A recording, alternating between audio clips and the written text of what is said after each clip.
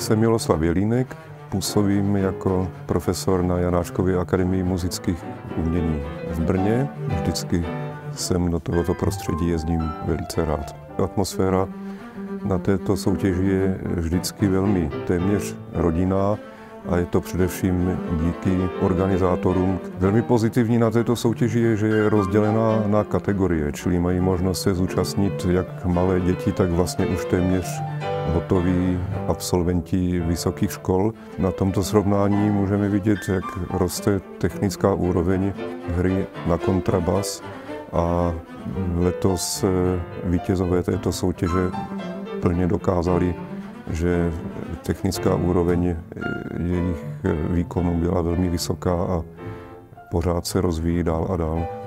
Všechny soutěže mají základní význam v tom, že pro ty studenty je to určitý cíl, na který se připravují. Čili není až tak důležité být první, ale ta samotná příprava vlastně přináší studentům výsledky a rozvoj v technice, v hudbě, protože během té přípravy vlastně si ty věci odehrávají, takže studenti jsou často na pódiu.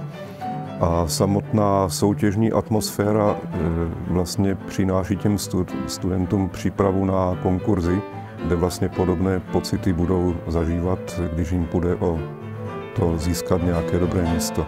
Takže soutěž k tomu je velmi dobrá příležitost.